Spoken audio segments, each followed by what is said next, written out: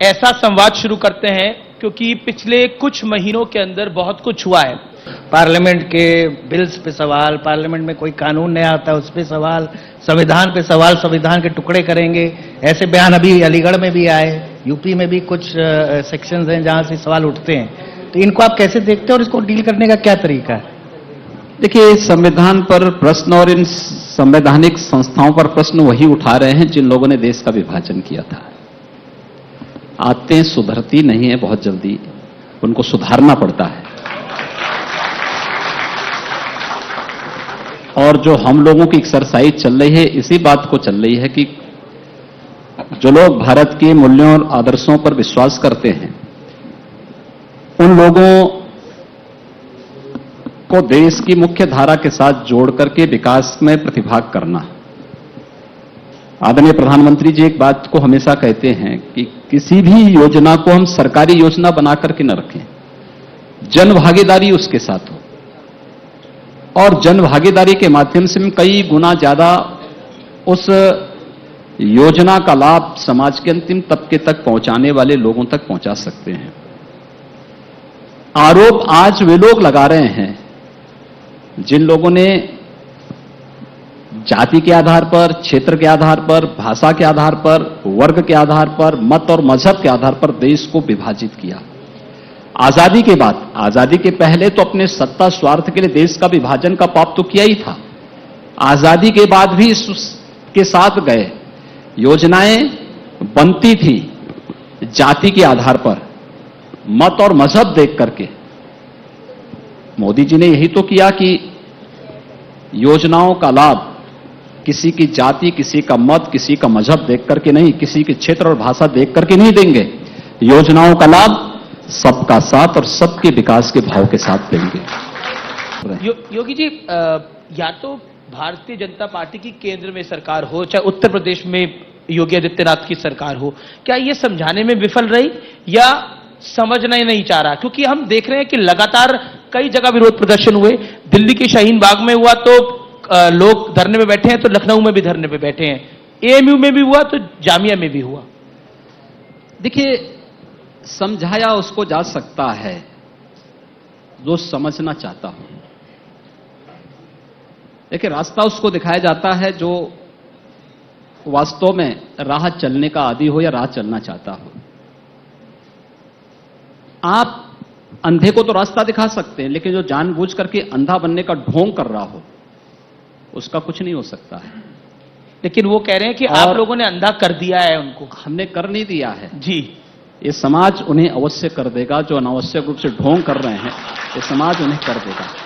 योगी जी, एक जो कि महत्वपूर्ण बात है, आपने एक नई प्रक्रिया शुरू कर दी। इस पर बहुत हो हल्ला हो गया, दिल्ली से लेकर लखनऊ से मुंबई तक बहुत हल्ला हो गया कि पहले तो मुआवजा दिया जाता था, लेकिन आपने शुरू करा कि जो बस जलाएगा, जो चौकी जलाएगा, उससे हम वसूलेंगे।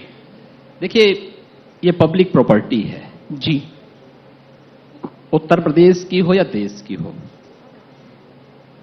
ये पब्लिक प्रॉपर्टी टैक्स पेयर के पैसे से खरीदी गई है। मेरे घर का पैसा नहीं लगा है या आग लगाने वालों के घर का पैसे से नहीं बना है। इसकी सुरक्षा करना और इसका संरक्षण करना भी हमारा दायित्व बनता है। यही संविधान हमें प्रेरणा देता है। मैं उसका मालिक नहीं हूं, मैं उसका कस्टोडियन मात्र हूं। आज मैं हूं, कल कोई दूसरा व्यक्ति आएगा। हर एक व्यक्ति का संवैधानिक दायित्व है।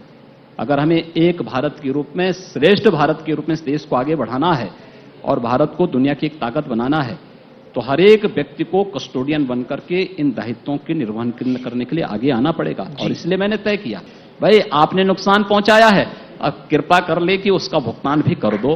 तो ये हम उससे केवल उसको एहसास करा रहे हैं। और मुझे लगता है कि कुछ जगह लोगों ने स्वेच्छा से दिया है, जहां नहीं होगा तो आरसी कटेगा, कुड़की करेंगे और प्रक्रिया को आगे बढ़ाएंगे। मतलब आप कह रहे हैं कि इस पे अडिग हैं आप? देखिए, अडिग नहीं, ये मेरा दायित्व है सर। लेकिन इसी से जुड़ा सवाल ये है कि जैसे आपने अभी इसके पहले कहा कि हर स्कीम हमारी हर आदमी के लिए है, न किसी वर्ग के लिए, न किसी धर्म के लिए, न किसी जाति के लिए। लेकिन सवाल यही उठ रहा है कि जो आपने कहा कि हर नागरिक के लिए, लेकिन नागरिकता ही सरकार कई लोगों की खत्म कर रही है। ये आरोप लगता है कि हजारों लाखों की तादाद में जो नया बिल आया उससे नागरिकता ही खत्म हो जाएगी, तो सुविधा कहां? देखिए यही भ्रम है। देखिए नागरिकता कानून है, सिटीजनशिप अमेंडमेंट एक्ट, नागरिकता संशोधन अधिनियम, ये नागरिकता देने का कानून है, लेने का नहीं है। दूसरा, मैंने दिल्ली में इंडिया गेट के पास 19 दिसंबर को वो दृश्य भी देखा जब लोग वहां पर प्रदर्शन कर रहे थे और मीडिया की टीम गई, रिपोर्टर्स ने पूछा जब उनसे कि भाई आप ये बताइए कि आप क्यों यहां आए हैं। उन्होंने कहा साहब फलाने व्यक्ति ने मुझे कहा कि इतना पैसा देंगे, चलो वहां चले चलो, तो मैं तो इसलिए आया हूं, मुझे पता ही नहीं क्यों यहां बुलाया गया है। और जितने धरना प्रदर्शन में बैठे हुए हैं ना, इनसे पूछो तो क्या कि धरने का औचित्य क्या है, किस बात के लिए आप बैठ रहे हैं?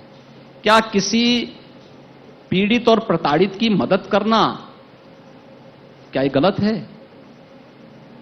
अगर जो, और सबसे देखिए इस पूरे मामले का जो सबसे दुखद पहलू यह है कि 1950 के नेहरू लियाकत पैक्ट के अंतर्गत एक दूसरे देश के अंदर अल्पसंख्यकों की रक्षा हम करेंगे, भारत ने उस दायित्व का निर्वहन किया।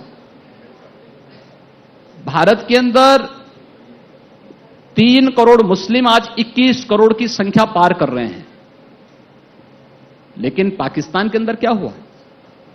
23 करोड़ हिंदू आज 1% पे आ गया है। कहां गए बाकी? क्या उनके लिए कोई मानवाधिकार नहीं? क्या उनके जीवन की सुरक्षा की कोई गारंटी पाकिस्तान दे पाया? आपने देखा होगा अभी सुप्रीम कोर्ट में बलूचिस्तान हिंद संस्था ने एक रिट दाखिल की, उसने कहा साहब हम जाएं कहां? याद करिए 1946-47 में बलूचिस्तान ने पाकिस्तान में मिलने से इनकार कर दिया था, और तब इस संविधान की दुहाई देने वाले लोग तब कहते थे कि बलूचिस्तान पाकिस्तान का पार्ट होना चाहिए, हिंदुस्तान का नहीं। आज उन बलूचियों के साथ क्या हो रहा है? हिंदुओं के साथ, सिखों के साथ, बौद्धों के साथ, जैनियों के साथ, पारसियों के साथ, और तो और अब यह भी समझ में आ गया कि कांग्रेस तो ईसाइयों की भी विरोधी हो चुकी है, क्योंकि पाकिस्तान के अंदर जिस प्रकार से चर्चों पर हमले हुए और उसके बाद वे भाग करके भारत में शरण लिए, क्योंकि पूर्वज तो सबके भारतीय ही थे। समय के किसी कालखंड में किसी परिस्थिति के कारण उन्होंने उपासना बदली होगी और वे वहां रह गए हैं। और दूसरा पक्ष, ये जितने भी पीड़ित और प्रताड़ित आए हैं, इसमें से 70 से 75% लोग दलित समुदाय के हैं। जो बार बार आजकल चर्चा होती है, संविधान खतरे में आ गया है, भारतीय जनता पार्टी की सरकार जो है वो संविधान को तार-तार कर रही है, आप क्या कहना चाहते हैं? क्योंकि इसको लेकर बहुत बड़ा क्वेश्चन मार्क है, क्या भारतीय जनता पार्टी का जो शासन है वो संविधान को नहीं मान रहा, या विपक्ष ऐसी छवि आपकी बना रहा है, चाहे वो केंद्र की सरकार हो, चाहे वो यूपी की सरकार हो? विपक्ष के पास कोई कार्य नहीं बचा है जी, और विपक्ष आज एक प्रकार से बेरोजगार हो चुका है। उसको मालूम है कि अगर 3 तलाक की वास्तविकता मुस्लिम समाज को जानकारी में आ गई तो वह कांग्रेस, सपा, बसपा और अन्य क्षेत्रीय दलों की दुकानों को बंद कर देगा। सदियों से एक तबके को हम महिला सशक्तिकरण के नारे देते हैं, क्या यही महिला सशक्तिकरण है कि 3 बार तलाक कहने से आप किसी भी महिला को हमेशा के लिए उसको बेघर कर दो, सड़कों पे छोड़ दो? ये तो किसी को अधिकार नहीं मिलना चाहिए। और 3 तलाक की उसको प्रथा को प्रधानमंत्री मोदी जी ने रोक लगाई।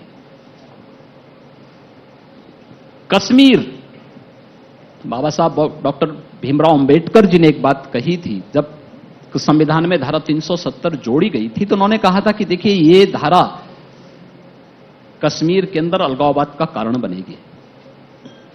आखिर हुआ वही, जो देश का स्वर्ग था, पाकिस्तान परस्त आतंकवादियों ने कश्मीर को देश का नरक बना दिया। आज कश्मीर में सुख और शांति है धारा 370 हटने के बाद।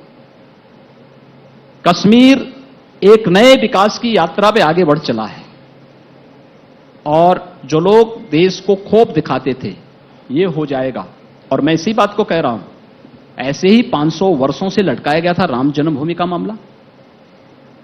कोई कोर्ट में अर्जी देता था, कोई किसी अन्य बहाने उसमें बाधा पैदा करता था, लोग कहते थे, मैं तब भी कहता था, भाई कुछ नहीं होने वाला है, न्यायालय मेरिट के आधार पर फैसला कर ले।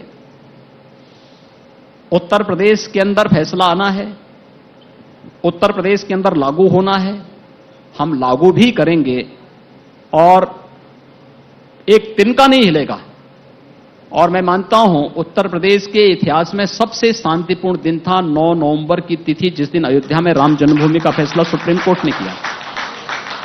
लोग कहते थे खून की नदियां बहेंगी, मैंने कहा अरे मच्छर नहीं मरेगा, और कुछ नहीं हुआ। 1975 में संविधान का गला किसने घोंटा था? भारतीय जनता पार्टी ने तो नहीं घोंटा था, तब तो कांग्रेस थी। एक कांग्रेस के नेता और नेत्री जो बातें कर रहे हैं, इनसे पूछा जाना चाहिए तब क्या हो रहा था। तब क्या संविधान की उपासना कर रहे थे क्या, जब इमरजेंसी लागू कर रहे थे देश के अंदर? उस समय इनसे पूछा जाना चाहिए। जब इन्होंने 356 का दुरुपयोग करके तमाम चुनी हुई सरकारों को ये लोग बर्खास्त करते थे जी, तब क्या कर रहे थे लोग? देश के अंदर अपने तरीके से इस देश के अंदर नरसंहार कर रहे थे, तब क्या कर रहे थे लोग?